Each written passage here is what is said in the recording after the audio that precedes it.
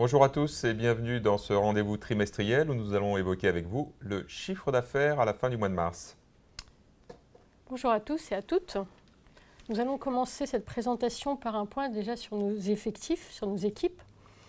Une légère stabilité au niveau de l'évolution du nombre de nos salariés, puisque nous avons recruté 35 personnes en plus sur le premier trimestre.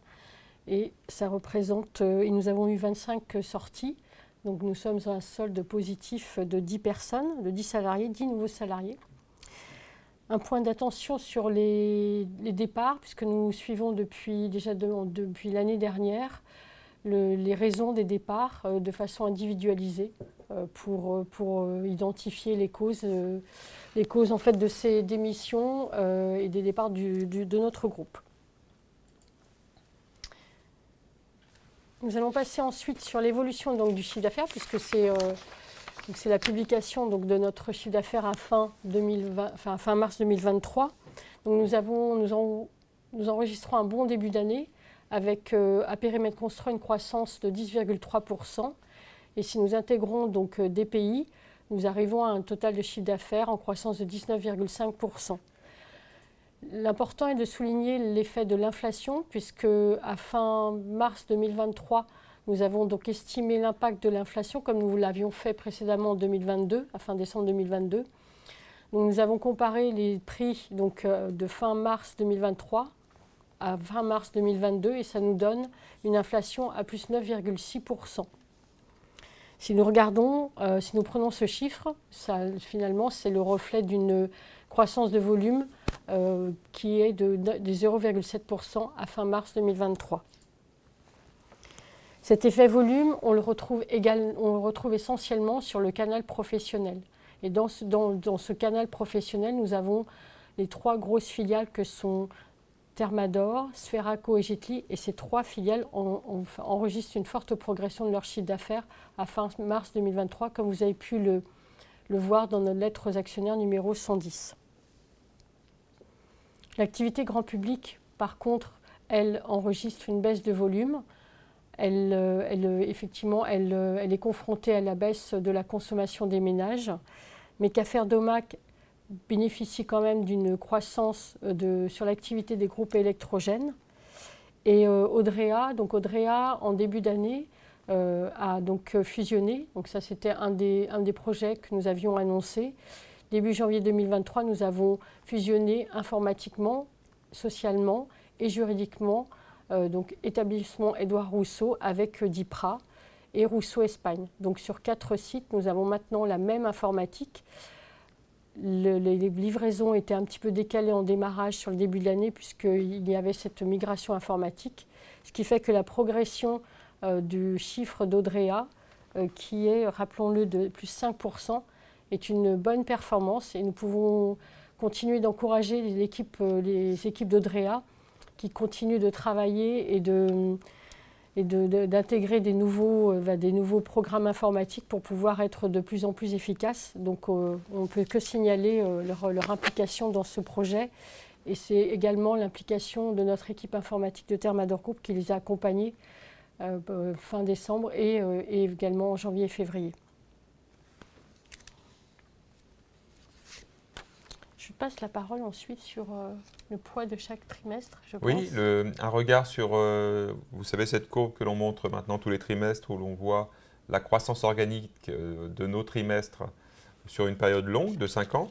On constate simplement que nous sommes sur ce premier trimestre de l'année 2023 dans un phénomène de continuité avec l'inflation qui est toujours là comme c'était le cas en 2022.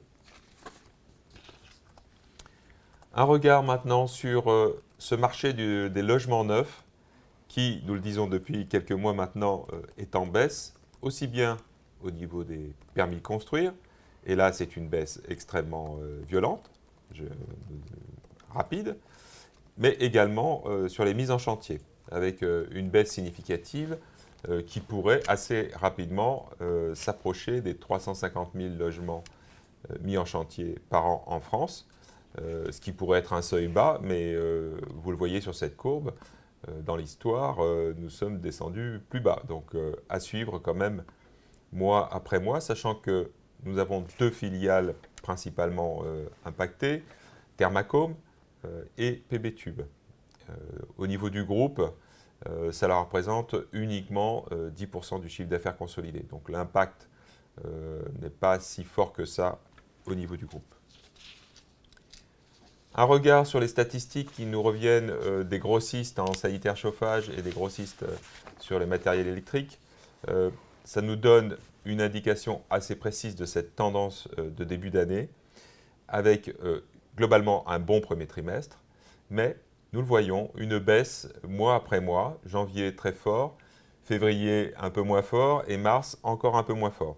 Ça rejoint l'idée que nous avons mis en avant dans cette lettre aux actionnaires, qui consiste à dire que nous allons sans doute subir une désaccélération ou en tout cas une moins forte croissance dans les mois qui viennent. Alors malheureusement, nous n'avons pas de statistiques de la part des grandes surfaces de bricolage. Logiquement, sur cette diapositive, il y a des éléments qui nous viennent de notre syndicat INOA et des statistiques que l'on appelle des statistiques brico-brief. Pour des raisons, je dirais, de mauvaise coordination, pour le moment, nous n'avons pas ces chiffres-là. Qualitativement, ce que l'on sait, c'est que l'année 2022 s'est terminée par une baisse de volume de 15% sur ce marché des grandes surfaces de bricolage, avec des rayons tout particulièrement touchés, comme le rayon du jardin, moins 40 en volume, et le rayon de l'outillage à moins 19 en volume. Les tendances que l'on a en ce début d'année 2023 sont des tendances assez similaires à la situation de 2022. Autant vous dire que ce n'est pas extrêmement reluisant. Un regard sur l'indice PMI France. Donc c'est un indice qui reprend l'activité manufacturière en France, en baisse, en dessous de 50%. Vous savez que quand cet indice est en dessous de 50%, cela signifie qu'on est dans une situation baissière. Et on retrouve exactement la même situation en Europe, en dessous de 50 points. Donc ça veut simplement dire que l'activité manufacturière en France et en Europe est actuellement baissière et cela semble s'installer dans ce phénomène baissier.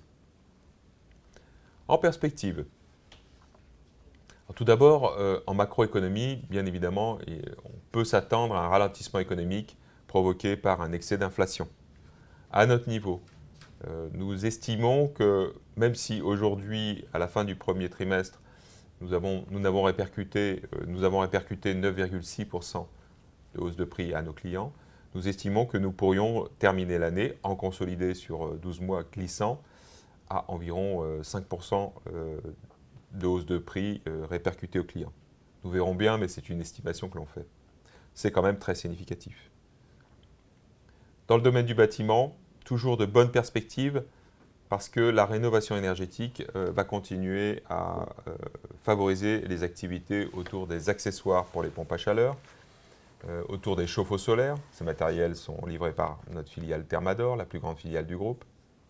Mais nous avons également beaucoup d'espoir dans les plafonds rayonnants de Thermacome et PB Tube, qui sont des solutions pour un chauffage et une solution de rafraîchissement extrêmement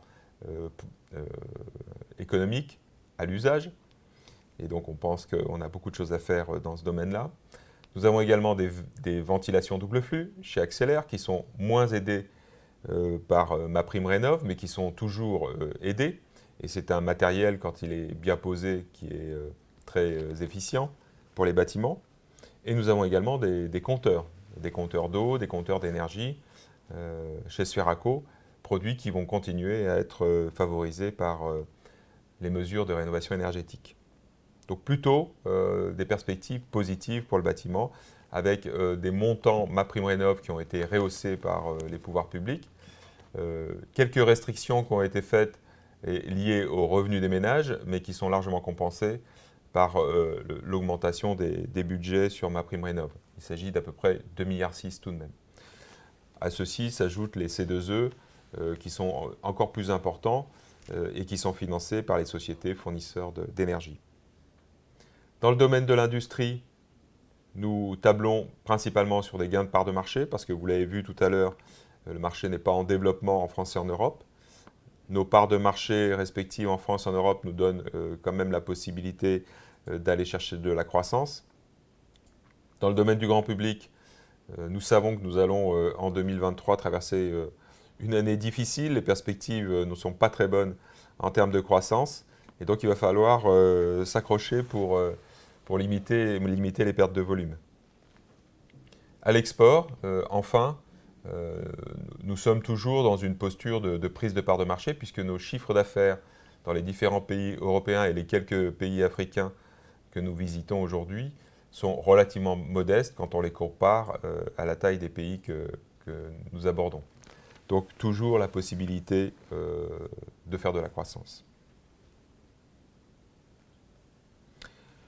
Dans le domaine de la piscine, ça n'est pas prévu sur cette diapositive, mais je voudrais quand même en parler.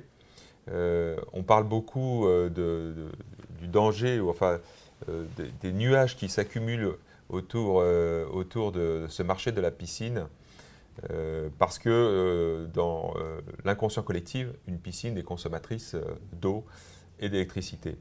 Nous avons des solutions chez Aello pour bâtir ou entretenir des piscines responsables, peu consommatrices d'eau, peu consommatrices d'électricité. Nous comptons bien les mettre en avant pour développer ces concepts et ainsi maintenir ce marché français qui est un marché important. Patricia, tu nous parles des taux d'intérêt, des coûts et d'autres sujets sur les perspectives. Donc au niveau des taux d'intérêt, nous avons donc effectivement une exposition qui est limitée à la hausse des taux d'intérêt, puisque tous nos emprunts sont sur une base de taux fixe, entre 5 ans et 7 ans.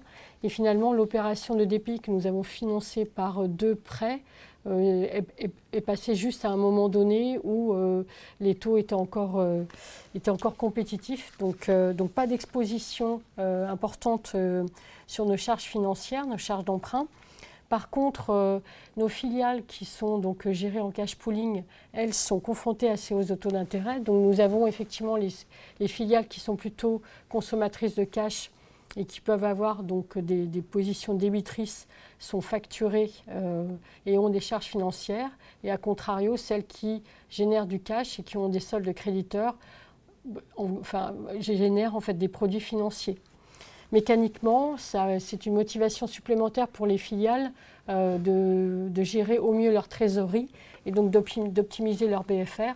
Pour rappel, sur le deuxième semestre, nous avons à peu près généré 31 millions d'euros de cash et c'était le résultat donc, du travail de nos filiales pour optimiser le niveau des stocks. Donc avec l'avènement en fait, de ces taux d'intérêt qui sont élevés et des charges financières, c'est un élément supplémentaire pour motiver en fait, nos filiales sur la baisse des niveaux de stock. Ensuite, donc ça c'était sur la partie taux d'intérêt. Au niveau des coûts, donc nous l'avions mentionné lors de notre assemblée générale, nous avions donc une augmentation moyenne des salaires à 4,62%, ce qui fait que notre masse salariale en 2023 va en fait déjà être répercutée de cette hausse.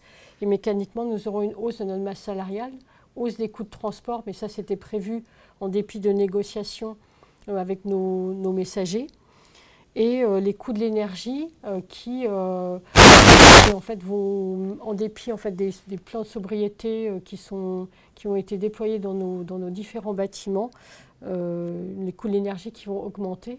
Donc tout ça va faire peser en fait une pression sur notre marge opérationnelle en 2023. Concernant les investissements, nous avons donc des investissements prévus à hauteur de 8,5 millions.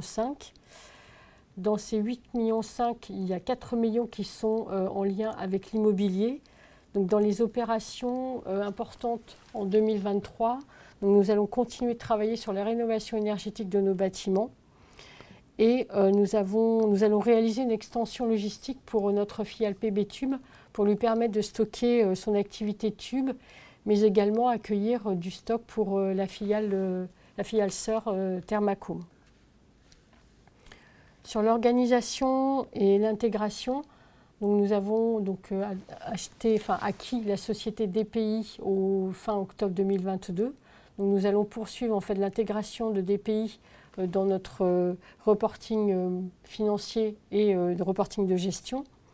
Donc ça fait partie des opérations sur le premier semestre. Ensuite, au niveau de notre système d'information, donc nous avons la finalisation donc des développements pour la migration d'Odrea. Donc ça continue de nous occuper et très certainement jusqu'au mois de juin, nous serons occupés en fait sur ces développements. Nous avons donc livré un nouveau site e-commerce pour notre filiale Thermador et pour la branche TEWA sur la partie robinetterie sanitaire, qui est à destination des grossistes. Et ensuite, nous allons poursuivre avec des nouveaux sites e-commerce donc pour PBTube.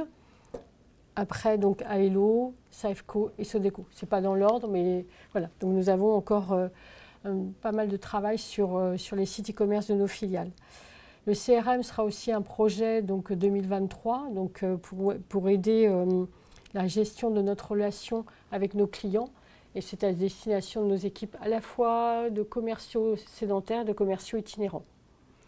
Et pour finir, des mises à jour de notre ERP, donc Enterprise Resource Planning, et également le début de la migration de Thermacom sur notre ERP Group, qui fait partie, ça fait partie de l'intégration pour les nouvelles filiales entrantes. Donc ça sera un projet qui sera plutôt sur le deuxième semestre 2023. Donc, je vais passer la parole ensuite à Guillaume qui va vous parler du parcours boursier. Alors, comme on l'a fait à l'Assemblée Générale, on ne présente plus maintenant la courbe du cours de bourse, mais nous présentons la courbe du cours de bourse dividende réinvesti.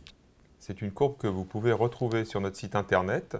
Il suffit de dérouler le menu d'accueil, d'aller un petit peu plus bas sur le menu d'accueil, vous trouvez cette courbe. Ça vous permet de comparer sur des périodes de 2, 5 ou 10 ans le parcours Thermador Group dividende réinvesti et CAC 40 dividende réinvesti ou CAC Mid & Small dividende réinvesti. Et finalement, c'est le meilleur juge de paix de la performance boursière d'un titre. Et donc vous voyez, quand l'on prend la mesure récemment, c'est-à-dire le 13 avril 2023, sur 10 ans, la performance de l'action Thermador dividende réinvesti est à 17%, à comparer à 10,6 par an en moyenne pour le CAC 40, sachant qu'actuellement, nous sommes sur des niveaux extrêmement élevés sur le CAC 40. Vous le savez, vous l'avez sans doute mesuré, en tout cas perçu. Nous avons détaché le dividende le 12 avril. D'ailleurs, vous avez remarqué que ce jour-là, le titre a baissé d'environ l'équivalent du dividende. Ça montre bien, comme je le dis à chaque fois, que le versement du dividende n'enrichit pas l'actionnaire. C'est simplement un transfert de cash de l'entreprise vers l'actionnaire. En tout cas, le patrimoine de l'actionnaire le lendemain du détachement du dividende était resté à peu de choses près exactement le même. Et ce dividende a été mis en paiement le 14, comme promis. Voilà, nous avons terminé cette présentation et sommes maintenant à votre disposition pour répondre à des questions qui sont déjà arrivées sur le registre, sur l'onglet questions. Alors, on va commencer par... alors, dans l'ordre, je pense... Ouais, je pense que c'est... C'est plutôt par le bas. Alors, on me pose la question de savoir s'il serait pertinent pour le groupe Thermador de racheter cette société, les robinets Sego, du groupe Vélan. Très sincèrement, je ne me suis pas posé la question et donc je ne vais pas y répondre en séance. Ah, d'accord. Alors, je vais être clair, c'est que la robinetterie nucléaire, c'est quand même une spécialité extrêmement spécifique. Alors, même si dans nos gammes de robinetterie, nous avons maintenant des gammes assez techniques, nous n'avons pas l'intention, en tout cas à courte échéance, d'être un intervenant dans le domaine de la robinetterie nucléaire. Bien souvent, dans ce domaine-là, le fabricant est en contact direct, sans intermédiaire, avec ceux qui fabriquent les centrales nucléaires. C'est des produits qui sont tellement techniques, tellement spécifiques, qu'il faut vraiment ce lien direct entre l'usine et ceux qui réalisent les centrales. Donc, ma réponse est plutôt non. Si c'était oui, d'ailleurs, je ne vous l'aurais pas dit parce que ce serait une information confidentielle. Alors, quelles seraient les conséquences de l'inflation sur l'activité et les résultats de Thermador?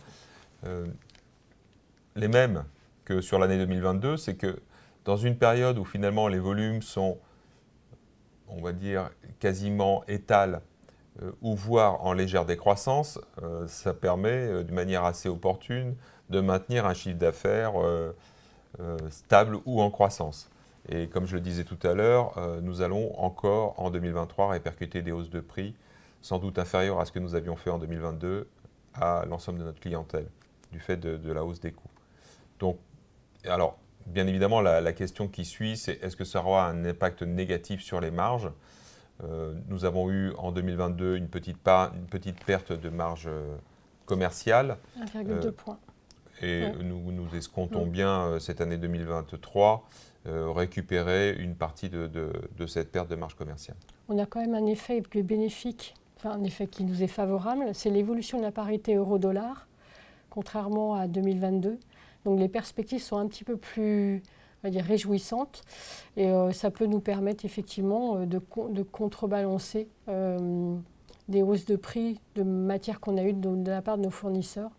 Et pour rappel, on a environ 37% de nos achats qui sont faits en dollars.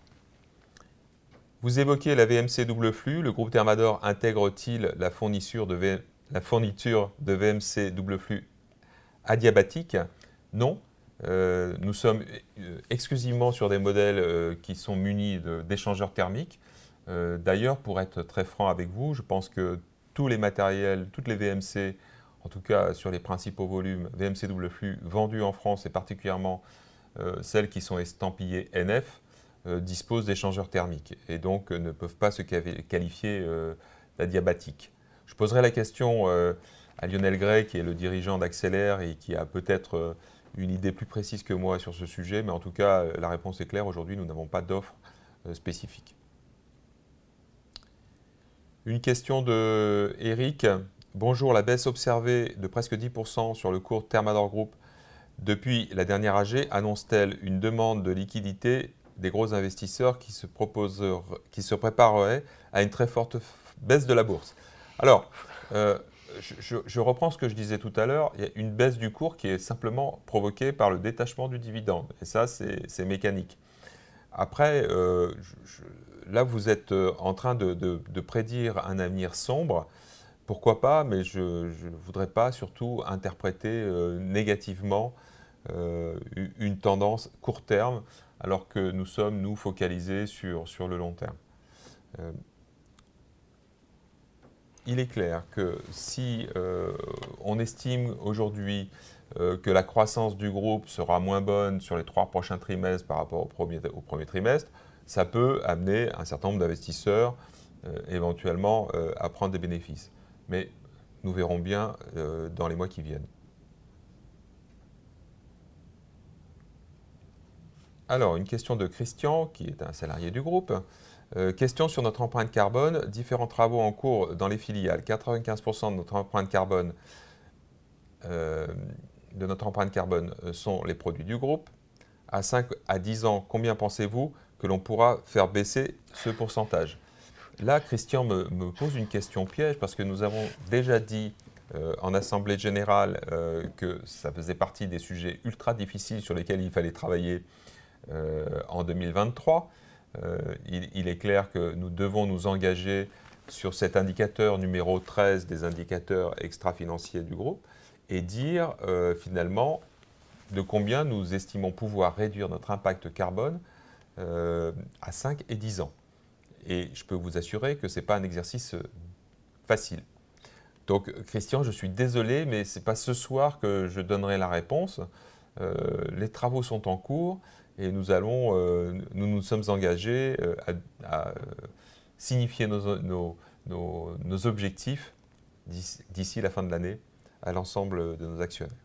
C'est vrai qu'on est essentiellement tributaire aussi de nos fournisseurs pour en fait réduire cette empreinte carbone. Donc c'est un travail de concert. Je pense que Christian il fait partie d'une des sociétés qui a déjà commencé à œuvrer en 2022. Donc effectivement, on voit bien que les résultats en fait sont difficilement mesurables et on va travailler aussi sur les matières utilisées, la part de scrap ou de recyclé, de matières recyclées. Donc on a quand même beaucoup de pistes, mais mesurer maintenant, c'est trop, enfin, ça reste encore très très compliqué. Et vu la mixité, en fait, la diversité des produits que vendent en fait nos filiales. Alors, Romain pose une question. Il nous demande si les 9,6% de coût au T1, ce n'est pas de coût, hein, le 9,6%, c'est une augmentation de prix répercutée aux clients, très exactement.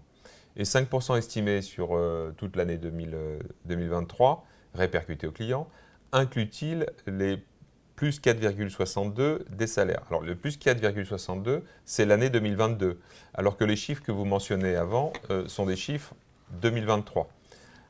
Donc, bien évidemment, quand nous répercutons des hausses de prix, nous tenons compte d'une part des augmentations subies sur les prix des produits, ce qui n'est plus tellement le cas aujourd'hui de manière générale, mais également des hausses qui sont dues à des frais de structure. Donc la masse salariale et les transports, comme Patricia l'a dit, provoquent naturellement une hausse des coûts et donc nous incitent à répercuter auprès des clients. Donc quand on parle d'inflation répercutée aux clients, bien évidemment, ça couvre à la fois le coût des produits qui peuvent évoluer, les coûts des produits qui peuvent évoluer et également les coûts de structure. C'est aussi l'acheminement de ces produits, c'est aussi la parité euro-dollar, donc il y a un mix, mais effectivement les coûts salariaux sont en dessous, donc ils ne sont pas dans ces 9,6%. Lionel demande quelle est la rentabilité de DPI. Alors nous avions donné lors de l'acquisition de DPI son niveau de rentabilité au moment où la société a intégré le groupe. C'est-à-dire que nous avions donné un niveau de résultat opérationnel et un niveau de résultat opérationnel objectif, ce qui donnait un niveau de rentabilité en pourcentage assez faible et donc beaucoup plus bas que la moyenne du groupe et que d'autres sociétés du groupe en termes de ratio de rentabilité, hein, résultat opérationnel sur chiffre d'affaires. En revanche, le retour sur les capitaux employés de la société DPI sont tout à fait intéressants et nous sommes engagés à communiquer ces éléments au bout de 12 mois de présence dans le groupe Thermador. Et un autre ratio qui est tout à fait remarquable dans cette société DPI, c'est le chiffre d'affaires par personne qui est extrêmement élevé. Je rappelle que DPI a un business model qui est notoirement différent des autres filiales du groupe, puisque DPI n'a pas de stock et utilise la forte flexibilité des usines italiennes, allemandes, espagnoles, donc des usines de proximité européennes qui travaillent avec elles pour livrer directement ses clients et les chantiers de ses clients. Alors, j'ai répondu à la question, mais je rappelle maintenant et toujours que un des ratios financiers finalement, ou celui qui nous intéresse le plus, ce n'est pas la rentabilité ou le résultat opérationnel sur le chiffre d'affaires, mais le retour sur les capitaux employés, qui est un ratio financier qui, de notre point de vue, intègre la gestion du capital et du cash, et donc qui est un ratio plus complet. Et qui reflète mieux, pardon, je te laisse la parole après Patricia, qui reflète mieux à long terme le parcours et la valorisation de l'entreprise. La rentabilité en fait partie un petit peu quand même. Oui, voilà. La rentabilité fait partie ouais. du retour sur les capitaux employés. C'est une composante. Bien, je n'ai plus de questions. Il est 18h29. Et du côté de nos amis anglo-saxons, nous n'avons pas de questions ce soir. Alors, on attend encore 15 secondes. Ah, Jean-Pierre, qui est un actionnaire qui connaît très très bien l'entreprise.